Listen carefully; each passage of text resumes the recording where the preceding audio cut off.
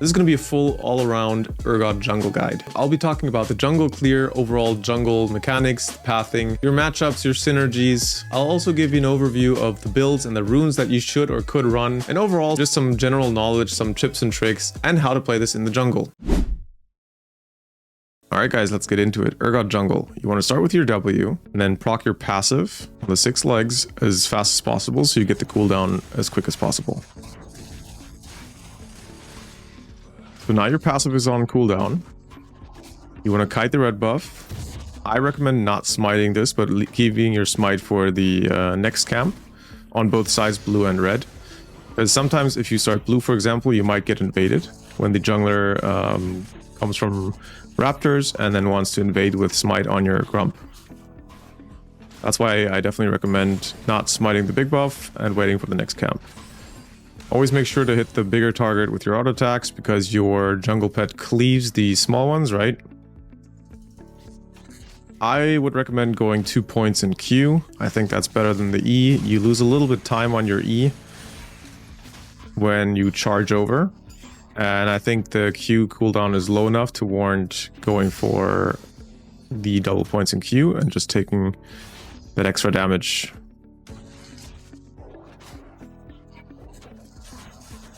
The shield is quite nice, but as you can see, you are still fairly healthy on URGOT, and it's not really necessary. So I would definitely recommend looking for a double point in Q. Maybe even in W. I haven't tested that yet. Also, if you guys know better clear, feel free to let me know. If you have some advice or some ideas. I'm not an URGOT expert at all. I only play this for fun occasionally right now, and yeah. So still lots to learn, still lots to optimize, but I think this is the best representation of, what it would look like if you guys pick it up. Because I am neither a challenger player nor am I an URGOT OTP, so if I can, clear the camps this fast or at this rate, then you guys can certainly as well. Now, what is the strategy with URGOT jungle? Ganks on URGOT are fairly easy to avoid or disengage from, especially pre-level 6. So a Janna, for example, or a Nami, or a Milio, or anyone that can, push you back, knock you up, or has any disengage tool, or a dash, or any kind of mobility to get away from you, your ganks are not going to be very efficient or not easy to pull off. So aside from the sketchy ganks pre-level 6, and even after level 6, let's talk about the positive side of URGOT. You have a pretty good first clear, especially when you learn to min-max it. You can comfortably be done around 310, 315, and that's also why I would recommend to almost always look for a full clear instead of early ganks. Now, early ganks, if you have a good setup, you have a Pantheon top lane or a Rel Nautilus, something with heavy CC and good engage, or Leona on the bot lane, then you can certainly look for a gank. But it's still, a risk that your teammates don't react in time or your enemies ward well and you are spotted early. You don't have any movement speed modifier. You're very slow and predictable, and you might be disengaged on fairly easily. So I would recommend using your fast clear to either contest a crab, to maybe even contest an enemy camp, or just to recall early and clear again and get tempo on the map. So this already brings me to the pathing. I would always go path towards the lane with CC so that you have the option to gank once you're done with your full clear. At the very least, path towards the lane where the enemy champion is immobile and has difficulty escaping your gank. If none of those are given, I would just recommend going from side to side and farming and full clearing and, making sure that any lane that has prio, you can then look for the crab and maybe objectives later on and just farm and get your power spikes with your hubris and black cleaver early. Your overall purpose and task or responsibility in the team with this champion is going to be a typical bruiser. You're going to look for picks, you're going to look for 1v1s, maybe even when you're strong and snowballing, invade the enemy jungler and put the enemy jungler under pressure so that the enemy laners have to react and help him. It's important to realize, though, that you are a bruiser, not a tank. URGOT has this weird thing about him that you feel like you're very, very tanky, which you are, but you can be kited and locked down and disengaged from. So as a tank, you are not really tanky enough to warrant staying in the front line the entire time. What you can do, however, in late game, if you're not tanky enough, is make sure that you play front to back, shred the enemy frontliner, and ensure that you get the kill with the execute ult. You can also peel for your AD carry or your AP carry with your E, you know, that stun and throwing them in the other direction. There's a lot you can do with URGOT, and he's a jack of all trades, I would say, because he does do a lot of damage. He's fairly tanky, but he's neither a full tank nor a full damage dealer. Now in 1v1s, URGOT is a powerhouse, very, very strong. With PDA, and if your passives on the legs are all charged, you are very, very hard to deal with. And I think there's few champions that can actually go toe-to-toe with URGOT. Out of those 10 games, I gotta say there were no specific champions that really gave me a lot of trouble. Maybe some annoyance, you know, like I think mainly what annoyed me were something like Zillion or Nami that can disengage and annoy me. And when it comes to 1v1s or getting invaded or invading myself, there was not a single champion that actually gave me trouble. Here also, if you have some knowledge as an URGOT main, or you know, if you know of some matchups that are terrible, please feel free to comment that down below and help future URGOT junglers. Now what I do have to say though is if your passive is not up, so let's just say you're full clearing and then you don't have your passives up on your legs and then you're going for a 1v1, I think there you have to be careful and disengage. You really want to play around your passive and you really want to play around your power spikes.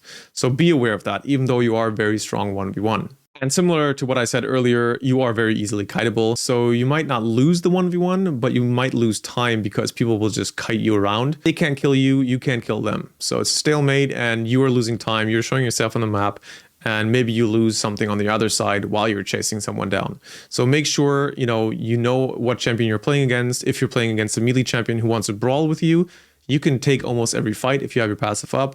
But if it's a champion that is very, very mobile and gets away, like a Kindred, for example, I would not take that fight, just ignore it and recall or look for another play on the other side of the map. Synergy in the team. Overall, I would recommend try to make sure that your team has a lot of CC, and something that I also like, which is nice for teammates as well probably, since you are so strong in a 1v1 and since your clear is decent, you are not reliant on your teammates to pick something strong early lane, and you are comfortable being by yourself in the jungle or even fending off one or two enemies in your jungle and leaving your laners to scale. So your team isn't really dependent on picking anything that is good in skirmishes early on and can comfortably scale while you do fine by yourself. If you're fed or your team is ahead, you can act as a front line. If you're snowballing and you're already having a Sterax while the enemies only have 2 items or something like that, you're extremely tanky and very hard to take down. This is, however, only if you are very fed and snowballing or your entire team is ahead. Again, you are not a full tank and be aware of that. My recommendation is go for full clearing, go for safe kills, feel for your carries, and play front to back. Builds, runes, and abilities. For itemization, what we found is that Hubris first is probably the best bet. In the jungle, you usually want to get damage early to clear your camps faster, but also to ensure that your ganks and your fights early on are as strong as possible. Second, I would then go Black Cleaver, which is probably the core item on URGOT and probably one of the most efficient and strongest items on URGOT. The armor shred you can get really quick with Black Cleaver and your W toggled on is incredible. Plus, it gives you the added benefit of being a little bit tanky when you're in the front line, in the melee range of the enemies. After that, I would definitely suggest going Sterax, no matter the enemies and no matter the composition. There might be few exceptions, but this overall just has so much value. The extra shield, the extra tankiness. You already do amazing damage with Hubris and Black Cleaver, and right now we are worried more about survivability and being a front line than anything else. The shield proc from Sterax is just such a good survival tool and gives you extra time to discharge your passive and do enough burst damage with your ultimate. After that, you are way more flexible and you can buy the Bloodmail item. You can get Yaksho for extra resistances if you are the only frontline in the team. You can go more damage. You could go Death Dance. There's a bunch of items you can go. I think this is just the core that you want to have with Hubris, Black Cleaver, especially Black Cleaver, and Sterax. Now, another build that I tried and that I really enjoyed and I think that has a lot of potential is Stridebreaker first or Titanic Hydra first. Titanic first is more the tanky option, the safer option. You're very, very strong. Your clear is pretty good. And overall, after that, you can build however you want. I would still suggest going Black Cleaver second, almost in any build that you're going. You could even go Black Cleaver first, right? This is also a possibility that I've played once or twice and it felt decent. And again, like I said with the first build, after that, you're very flexible and you can adjust to the enemy. There's just a bunch of items that are going to be good on URGOT. Now, Stridebreaker I think is a fantastic pickup as well, because with Stridebreaker you're going to be able to stick to the enemy even better. Your clear is pretty good and very solid with the Tiamat component. You do more AoE damage. You also have the movement speed on the item itself, and movement speed on URGOT is really important and very good, especially in the jungle. You want to move around the map as much as possible and connect and hunt down enemies when you gank. The slow from the Stridebreaker is either good for disengaging, right? You can slow with Stridebreaker and then E out, or you can engage and then make yourself very sticky. First you engage with Q, because that's ranged. You can slow the enemy, get close with E, and then flip them over, and after that then you can have Stridebreaker slow again, and it's very hard to disengage from you this way. Other than that, again, like I said, you can build whatever you want pretty much. Now, when it comes to runes, I think there's only one really viable rune page or main page that you want to go for, which is PDA, press the attack. Conqueror is nice, and you do ramp up some damage. You can definitely play it if you play into a lot of melee champions and have very long drawn out fights with very close range. Definitely possible. I would still go for PDA though, because this just gives you more burst damage. This makes you a big threat in a 1v1. And overall, this is just what I tested to be the best. If you have some insights here or some ideas, again, feel free to comment down below and let us know. Aside from Conqueror, I would definitely go for Triumph next, and then the Legend Alacrity attack speed rune third, and either Cut Down or Coup de Grace as last rune. Now for the second page, I really like the inspiration page. There's a lot of things you can go here. I personally like the magical footwear. If the enemy has a lot of mobility and you just need the extra movement speed. The approach velocity helps you to be really sticky to the enemy and stay close to them and catch up. But Cosmic Insight I think is probably the most efficient rune on junglers with the Summoner Spell Haste, so you have the Smite up more often. And then you can also go for Hextech Flash, which is a very nice little rune to compensate for your lack of mobility, right? With Hex Flash, there are some gank opportunities you wouldn't have otherwise. And you can go over wall on a Dragon Pit and, you know, circumvent a ward. You can look for a sneaky gank outside the bush or something. There's just some options that are definitely valid with Hex Flash. Now in the rune shards, I would go for attack speed, 1 offense, adaptive force, and then 1 defense with 65 plus health. Abilities I've already covered a little bit in the clear. I would definitely max my W and then second my E. Now for the first clear, you want to go W first and then 2 points in Q. That's it for me today. That was URGOT Jungle. Hope you enjoyed and see you soon.